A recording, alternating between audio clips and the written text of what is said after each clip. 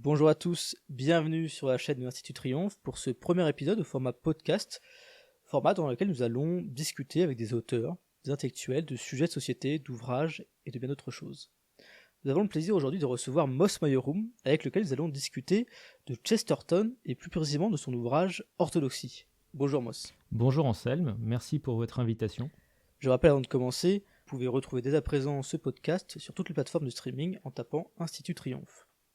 Alors Mos, comment est-ce qu'on peut te décrire youtubeur, vidéaste, éditeur ?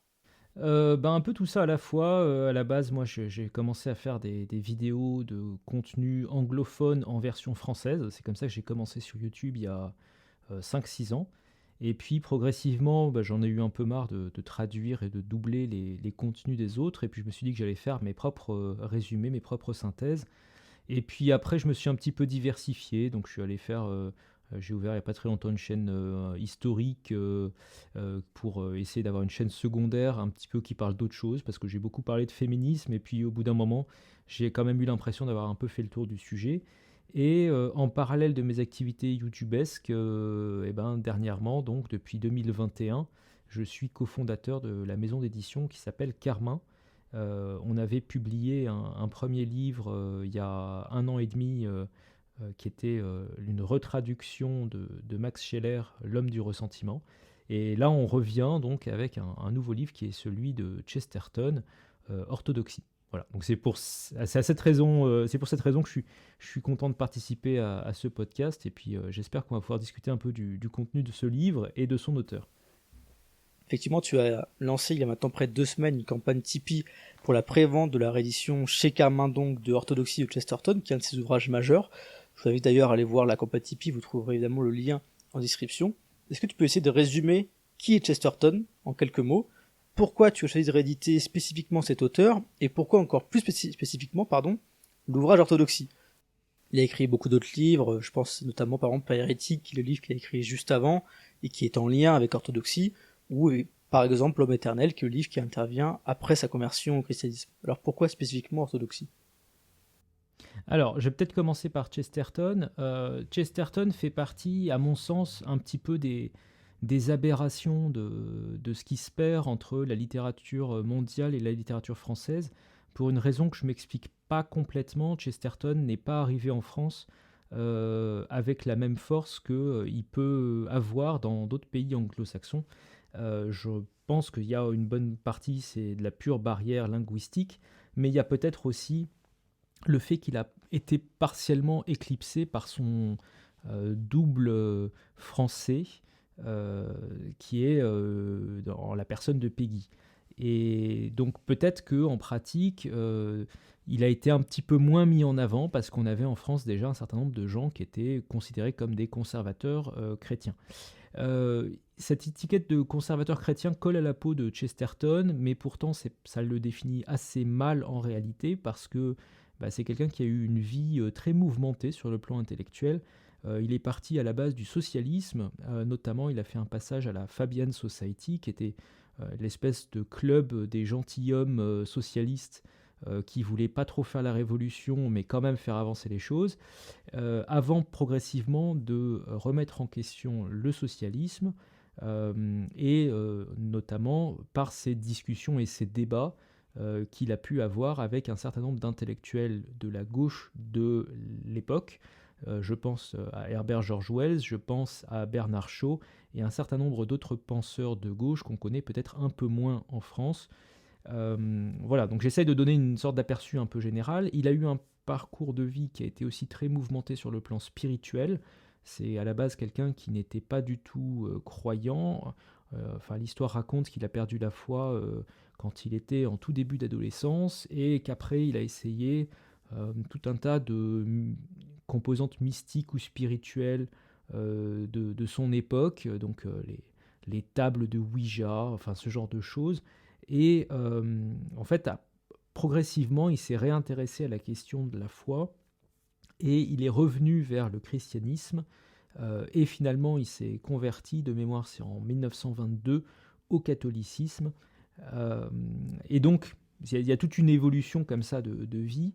On le sait peut-être moins aussi, mais en fait, il a essayé d'incarner notamment avec un confrère à lui, Monsieur Belloc, une troisième voie entre le socialisme et le capitalisme sous la forme de ce qu'il appelle le distributionnisme, qui était cette idée en fait, de revenir peut-être à un monde plus décentralisé, où le capital serait non plus entre les mains de quelques-uns, mais entre les mains de tous. Et il a cette formule qui est restée célèbre, alors je la cite de mémoire, et il dit le principal problème avec le capitalisme, ce n'est pas qu'il y a trop de capitalistes, mais qu'il n'y en a pas assez. Et il considère qu'en fait, quelque part, le capitalisme devrait redevenir quelque chose à petite échelle, à l'échelle de petites entreprises, de familles, d'individus en fait. Et pas du tout les espèces de méga-structures qu'on peut connaître aujourd'hui. Voilà pour une sorte d'aperçu. C'est un peu compliqué de faire un aperçu du personnage plus profondément que ça, parce que c'est beaucoup d'œuvres, beaucoup de travail. Et puis voilà, si tu as des questions, n'hésite pas, je vais raffiner s'il faut. Alors Chesterton n'est pas catholique à l'origine, il est élevé dans la religion, la confession anglicane, il s'est converti. Alors officiellement en 1922, effectivement, il y a quand même des débats sur la date de sa conversion. Est-ce que ça s'est fait avant la guerre, est-ce que ça a été après la guerre? En tout cas, officiellement c'est en 1922. Il reste très discret sur les raisons de son déclic pour la conversion. En tout cas, il a cette très belle phrase: l'église est une maison à 100 portes que jamais deux hommes n'y entrent exactement du même côté. Alors d'après toi, qu'est-ce qu'il reprochait l'anglicanisme et qu'est-ce qui l'a poussé tant vers le catholicisme? Alors, un des points, je pense, qu'il reproche à l'anglicanisme et au protestantisme en général, c'est une espèce de notion de prédestination qui fait partie des notions un peu à la fois peut-être méconnues par pas mal de catholiques et en même temps c'est ça qui fait peut-être la plus grosse différence d'un point de vue théologique entre le protestantisme et le catholicisme. Pour expliquer un tout petit peu cette notion de prédestination, expliquer d'où elle vient, il faut comprendre qu'une bonne part des revendications protestantes au moment du début de la Réforme s'attachent à quelque part mettre un terme à tout ce qui est les pratiques d'indulgence, donc l'idée qu'on puisse racheter des péchés à proportion, enfin en argent sonnant et trébuchant pour le dire vite. Et donc, en fait, quelque part, une partie des protestants se met d'accord sur l'idée que tout ça est prédestiné, enfin votre accession au paradis ou à l'enfer est prédestinée, et quelque part que tout ça vous échappe, donc que quand bien même vous voudriez soudoyer un prêtre, en réalité ça n'aurait aucune sorte de conséquence. Ça part un peu de cette idée-là. Alors après, il y a des différences entre les branches du protestantisme, je vais vraiment pas rentrer là-dedans parce que c'est très compliqué d'un point de vue théologique. Il y a des gens qui sont pour la simple prédestination et d'autres qui sont pour la double prédestination, qui considèrent qu'en fait, ce n'est pas simplement le résultat final qui est important, mais aussi que tout le reste de la vie est prédestiné. Et je pense que d'une manière générale, Chesterton est assez opposé à cette notion de prédestination, parce qu'il essaye de réhabiliter en fait le mérite individuel. Et ça, c'est une idée qui me paraît être un peu transverse à tous ces textes. On peut même aller chercher ça dans certaines de ses œuvres poétiques, quand il parle dans la ballade du cheval blanc, qui est un de ses longs textes poétiques qui n'a pas d'ailleurs à ma connaissance de traduction française. Il explique quelque part, c'est une sorte de poème épique où on va avoir la construction de l'Angleterre, les 7 royaumes de l'Angleterre qui vont être réunis, etc. Et ben on retrouve le mérite individuel qui est très important. Et on retrouve aussi dans les essais plutôt politiques la dénonciation de la prédestination ou de ce qui s'en rapproche sous les traits du socialisme. Parce qu'une part du socialisme de cette époque-là, notamment inspiré par des auteurs comme Zola en France, a une vision très forte de l'hérédité et considère quasiment que tout est prédestiné dans une vie à partir du simple milieu de naissance ou des simples parents, etc. Et donc, j'ai l'impression que lui reproche beaucoup aux anglicans et aux protestants cette notion de prédestination parce qu'elle détruit l'idée du mérite individuel et parce que finalement elle est démoralisante pour ceux qui sont forts et pour ceux qui portent, on va dire, leurs valeurs jusqu'au bout. Voilà. Je crois que c'est ça l'idée, le clivage qu'il y a entre le protestantisme et le catholicisme, en tout cas dans une partie des raisons qui ont pu le pousser vers le catholicisme. Après, je pense aussi que tout bêtement, il considère que le catholicisme est une église qui existe depuis toujours et que du coup, elle ne peut pas se démoder, elle n'est pas victime des modes. Le catholicisme est une foi comparativement plus ancienne que le protestantisme, ça a pu jouer aussi. Effectivement, c'est intéressant. Il a d'ailleurs cette phrase, il dit que la religion catholique, il me semble, est la seule religion qui a à la fois une église ancienne et une église jeune, donc qui correspond effectivement à ce que tu viens de dire. Alors concernant les protestants et le côté socialiste, j'ai trouvé une de ces citations que je vais donc citer. Les moralistes protestants ont supprimé le confessionnal, les psychologues l'ont restauré sans les garde-fous, ni les avantages qu'offrait le catholicisme. Les patriotes protestants qui craignaient une foi internationale ont bâti un empire fondé sur la finance internationale. Ils ont critiqué le monachisme qui, disent-ils, brisait les familles. Ils ont mis en place une bureaucratie redoutable contre les familles. Ils ont refusé la prescription par intervalle de jeûne et acceptent que des abstinents et des végétariens s'en imposent pour toujours et prêchent publiquement pour leur abstinence annualisée. Alors c'est assez frappant, il y a un parallèle assez bluffant à faire avec aujourd'hui. On peut dire que Chesterton est comment on peut le décrire, un catholique réaliste. Disons qu'il a une façon de penser qui est assez unique et qui est d'ailleurs décriée en partie à son temps et en partie aujourd'hui. Disons qu'il n'est pas barbant de théologie. Il est simplement assez peu porté sur toutes les questions ecclésiologiques.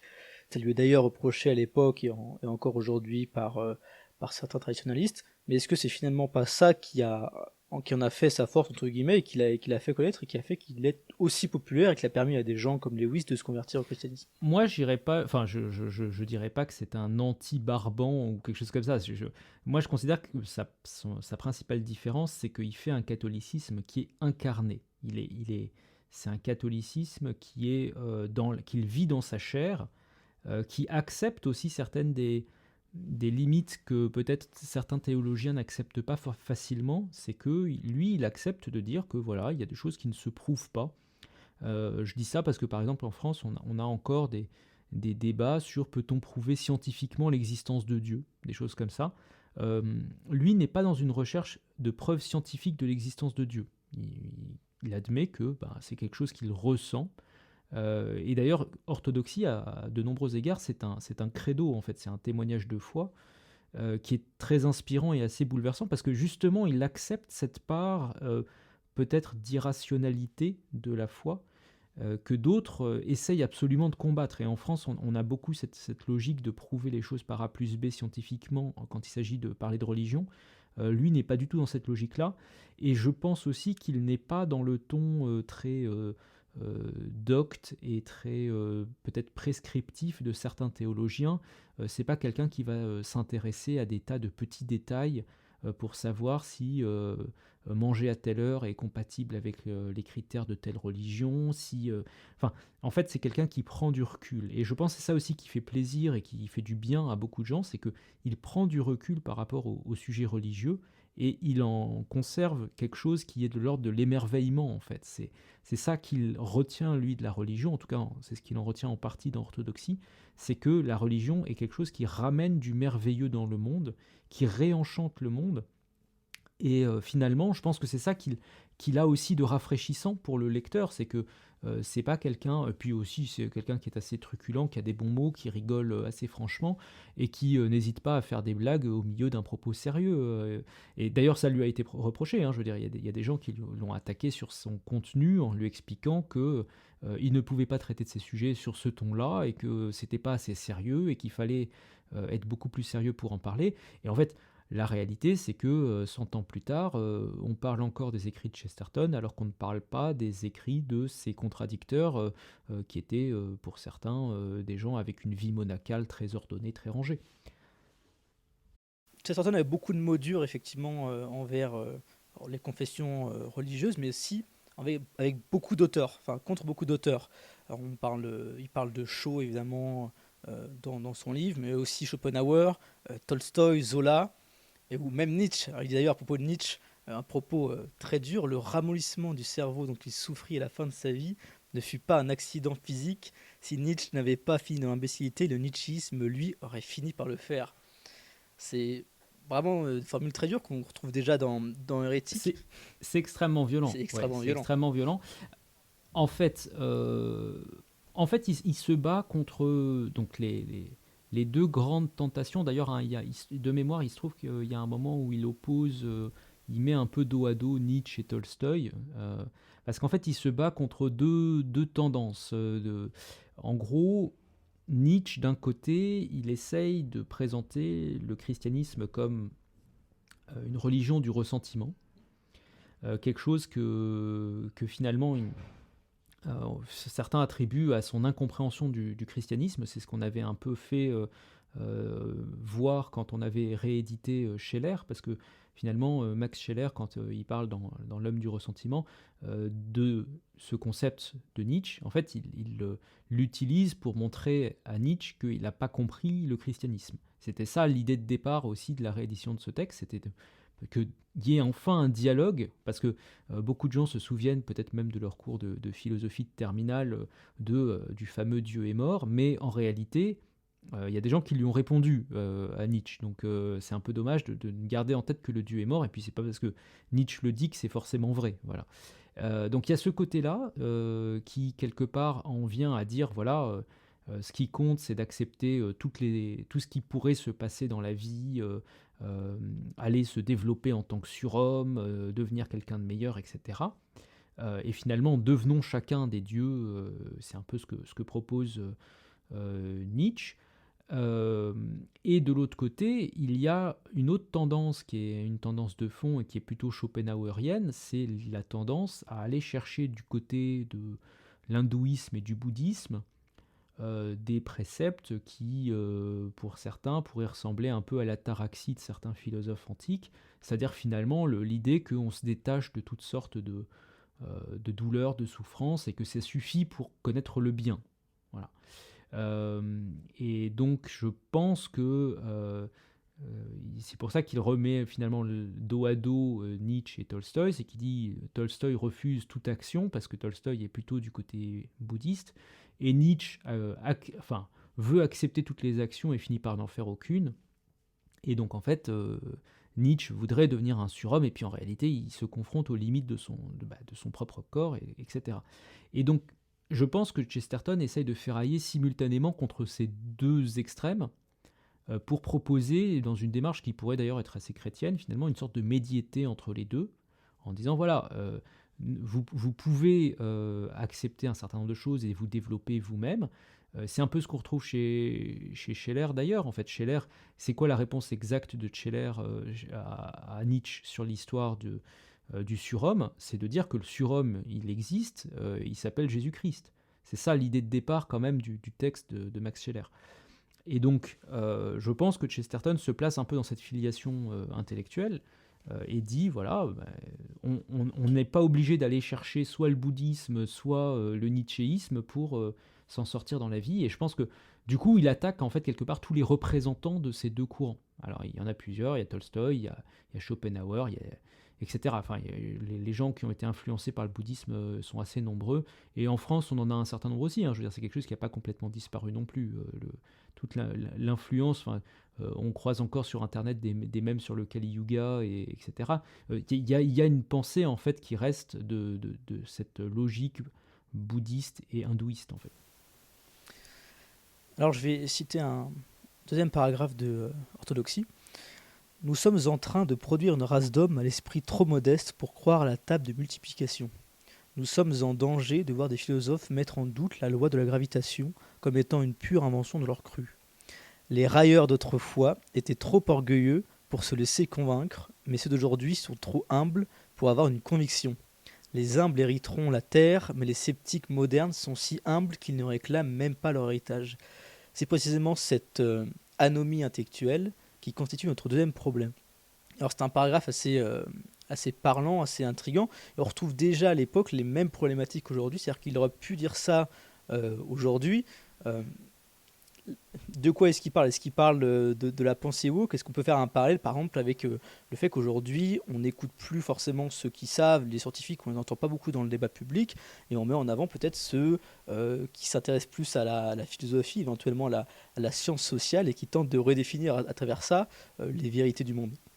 En fait, je pense qu'il attaque plusieurs types de personnes dans le même paragraphe. J'aimerais peut-être plus orienté vers un passage de hérétique pour la partie woke, ça serait peut-être le passage où il dit des épées seront tirées pour prouver que les feuilles sont vertes en été.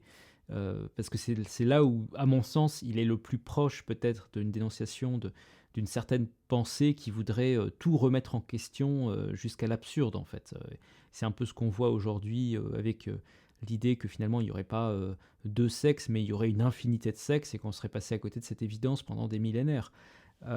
Et je pense qu'il attaque aussi un deuxième public en fait en disant ça, c'est il attaque les faux modestes. C'est les gens qui prétendent qu'ils n'ont pas d'idées, qui prétendent qu'ils n'ont pas de conviction, qui prétendent qu'ils ne défendent rien, qui prétendent qu'ils n'ont pas d'avis sur aucun sujet et qui en fait, sous couvert de cette espèce de pseudo-neutralité, ont toujours un avis qui est caché et qu'ils utilisent vraiment pour faire avancer parfois certains de leurs, on va dire, oui, certaines des idées qu'ils portent, quoi. Ça pourrait être certains des journalistes qu'on trouve sur les médias grand public, le genre Yann Barthès par exemple, qui tout au milieu d'une petite discussion en apparence anodine, va quand même pousser quelques points en disant que ah, c'est quand même important de parler de ce sujet-là, c'est quand même très grave, il faut dénoncer tel autre sujet. Et, et sous couvert de n'avoir aucun avis sur rien, en fait, va quand même avancer ses opinions. Donc je pense qu'il y a plusieurs personnes qui le ciblent.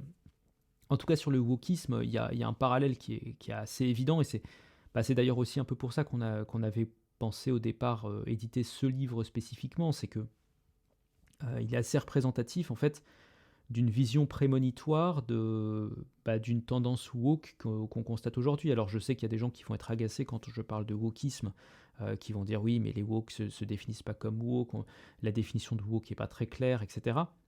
En fait, tous les gens qui en arrivent à questionner des évidences ou à affirmer des choses qui défient l'entendement sous couvert de militer pour lutter contre des discriminations ou autres, en fait, sont dans cette catégorie des woke. Voilà, c'est pour essayer de donner une définition rapide.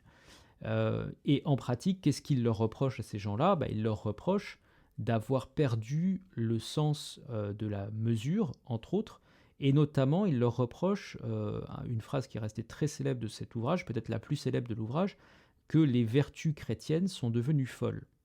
Et cette phrase est souvent mal comprise d'ailleurs, parce que souvent les gens l'interprètent comme étant en fait un reproche vers le christianisme. C'est parce que les vertus seraient chrétiennes qu'elles seraient devenues folles, alors que c'est pas ça du tout. En fait, dans son paragraphe, ce qu'il explique, c'est que c'est les vertus qui sont devenues folles parce qu'elles sont isolées les unes des autres. Et c'est ça qui est important, en fait. Euh, le christianisme conçoit les vertus comme étant des choses qui s'équilibrent entre elles, en réalité. Et c'est pour ça que ceux qui sont peut-être les plus férus de théologie se souviennent qu'il y a 4 vertus cardinales. Et normalement, ces vertus ont tendance à s'équilibrer entre elles. C'est-à-dire que si vous avez une grosse soif de justice d'un côté, peut-être que la vertu de tempérance va vous inciter à être un peu plus équilibré, à peut-être faire un peu plus attention. Peut-être que la vertu de prudence va vous faire va attirer votre attention sur le fait que vous pourriez détruire des choses en cherchant la justice, etc. etc. Et donc finalement, normalement, les vertus chrétiennes s'équilibrent entre elles.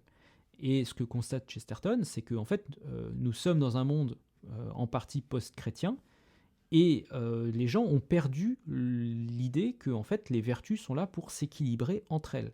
Et donc, les vertus, une fois qu'elles sont lâchées dans la nature isolée, peuvent mener aux pires dérives, parce que justement, il n'y a plus rien pour contrebalancer. Il n'y a plus d'équilibre avec rien.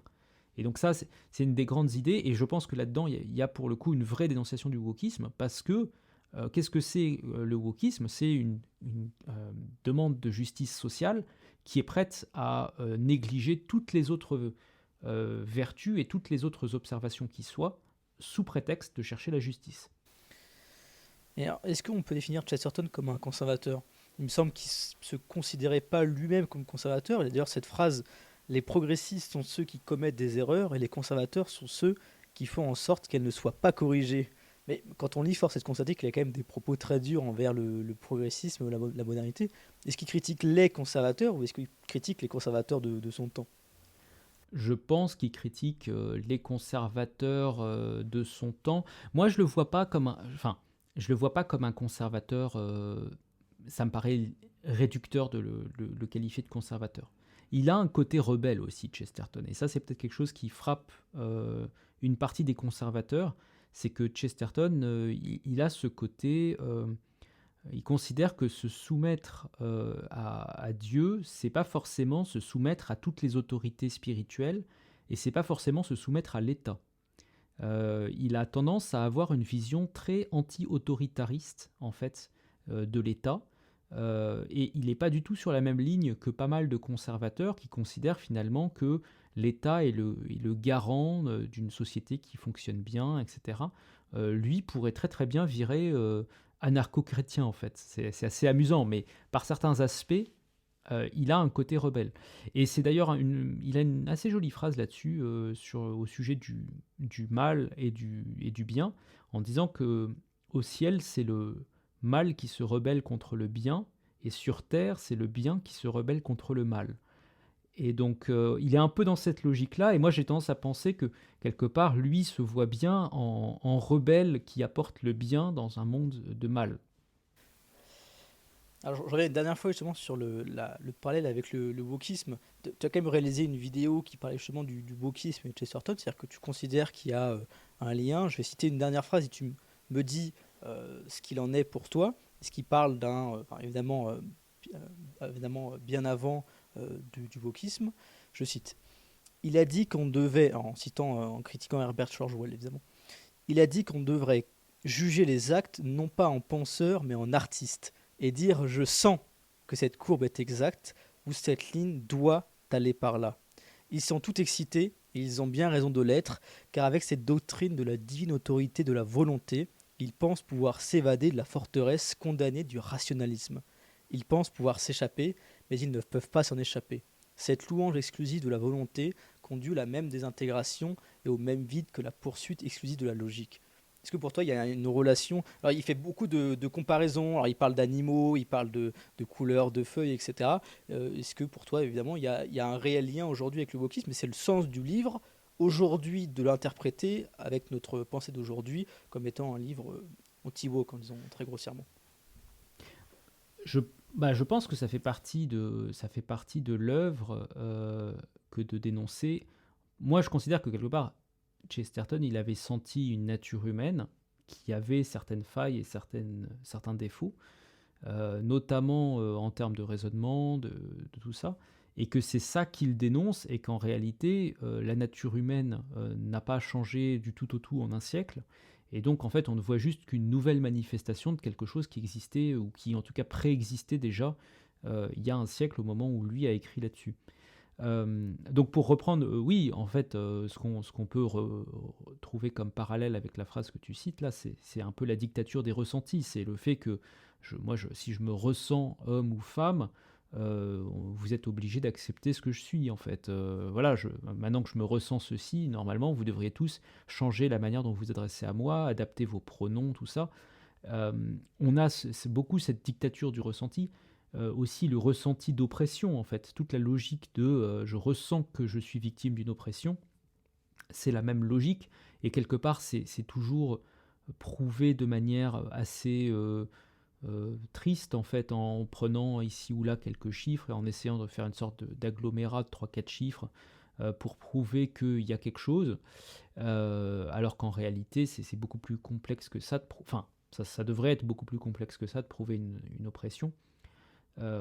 Et donc oui, je pense qu'il y a une dénonciation en fait d'une nature humaine qui tend à détourner des raisonnements de ce qu'ils sont censés produire pour peut-être les attirer vers des choses un peu obsessionnelles. Moi, ce que j'avais dénoncé dans la vidéo sur la folie woke, là, c'était de parler en fait du côté à la fois circulaire et très étroit des raisonnements woke, en fait. C'est que ce sont des gens qui sont capables de tourner en rond, mais de tourner en rond de manière très étroite dans leur vision du monde, sur le fait qu'ils sont opprimés et que du coup, ça veut dire qu'il y a un oppresseur qui est vraiment pas gentil et que si quelqu'un n'est pas d'accord avec eux, c'est que ça prouve qu'il y a un oppresseur vraiment pas gentil et qu'en fait, on ne sort pas de ce cercle extrêmement étroit et qui ne prend pas en compte plein de phénomènes. Je veux dire, où certes, il y a peut-être des effets je sais pas, de mansplaining qui existent, mais à côté de ça, combien d'actes de bonté ou de générosité gratuite sont commis par des hommes envers des femmes qui ne sont pas expliqués par aucun des principes d'oppression finalement de patriarcat qu'on voudrait utiliser dans cette logique woke. Il y en a énormément. Et on peut retrouver la même chose pour à peu près toutes les oppressions, que ce soit spécistes, racistes, sexistes, homophobes, enfin tout ça, quoi. Donc je pense que oui, il y a un fond qui est très intéressant aujourd'hui, et c'est aussi pour cette raison-là qu'on avait pensé à l'éditer, notamment parce qu'il parle aussi de la disparition du corps, en fait, de la négation de l'existence du corps. Il y a toute cette idée-là aussi qui nous avait paru pertinente par rapport notamment au combat transsexuel aujourd'hui. Donc voilà, je pense que ça répond à la question, en tout cas sur le fait qu'il y a un vrai parallèle avec une certaine pensée contemporaine sur le wokisme. Eh bien écoute, je trouve que c'est une très belle conclusion pour cet entretien. Je te laisse maintenant éventuellement la parole plus en profondeur si tu veux nous parler un peu du travail d'édition qui a été réalisé, qui est derrière le projet, qui est derrière la traduction, comment est-ce que vous avez fait et voilà, et pourquoi évidemment acheter son livre via la campagne Tipeee. Alors, donc dans les choses que je n'ai pas vraiment eu le temps de dire, mais qui sont quand même importantes, en fait, c'est une retraduction de zéro du texte. Hein. On n'a pas récupéré, alors il existe deux traductions actuellement. Il existe une traduction qui a été faite dans les années 20 par alors de mémoire, je crois que c'était un prof de philo qui était passionné de Chesterton et qui a traduit à peu près 50% de son œuvre en français ou quelque chose comme ça, mais qui est une traduction relativement médiocre. Alors je ne sais pas si c'est parce que le niveau d'anglais n'était pas très bon à l'époque, c'est pas impossible. En tout cas, la traduction qui est du coup celle qui est dans le domaine public n'est pas très très bonne et n'a pas un corpus de notes du tout qui pourrait aider le lecteur à comprendre. Il y a une traduction qui a été faite un peu plus récemment, qui à mon avis est encore pas mauvaise pour le coup, qui est aux éditions Climat, mais il manque beaucoup l'appareil de notes. Il y a des notes qui sont fausses dans l'édition de Climat. Il manque en fait la compréhension de ce que veut dire Chesterton et en fait il n'y a pas tout l'explication qui permet de comprendre son opposition à certains philosophes. Et là, ce qu'on a essayé de faire, nous, donc, c'est d'avoir une traduction vraiment la plus fidèle possible au texte, tout en rendant l'humour de Chesterton, etc. Donc on a vraiment beaucoup travaillé la traduction, avec un appareil de notes qui est, je pense, le plus complet jamais fait sur ce livre. Et on a mis une bonne cinquantaine de pages d'annexes pour expliquer vraiment tous les débats qu'il a pu avoir. Les annexes contiennent certains textes de ses opposants, certains textes que Chesterton a écrits à ses opposants et qui n'avaient pas été traduits en français jusque-là. Donc il y a en tout cas eu un très gros travail là-dessus. Il y a une petite préface aussi qui a été faite pour essayer d'introduire l'œuvre de Chesterton.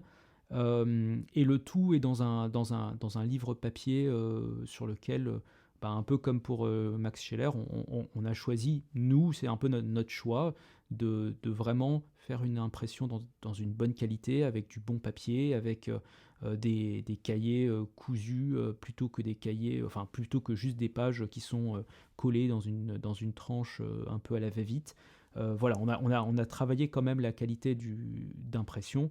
Donc je suis confiant qu'on offre à nos lecteurs un livre qui sera leur compagnon pour peut-être une dizaine ou une quinzaine d'années, même s'ils le malmènent, et qui leur fera plaisir aussi, parce que c'est aussi ça, le fait de lire, c'est aussi un plaisir de lecture, et qui leur permettra de comprendre et peut-être d'aller creuser par ailleurs d'autres auteurs, d'autres sujets, chez le même auteur ou chez des auteurs qu'il a critiqués. Hein. Voilà, ça peut être aussi des gens qui ne sont pas très chestertoniens de base, qui sont un peu sceptiques de tout ce qui est religieux, et qui en fait ont envie d'aller voir, tiens, mais qu'est-ce qu'il pourrait avoir à raconter pour défendre la religion, ou pour défendre des idées conservatrices par rapport à des socialistes, ou des choses comme ça.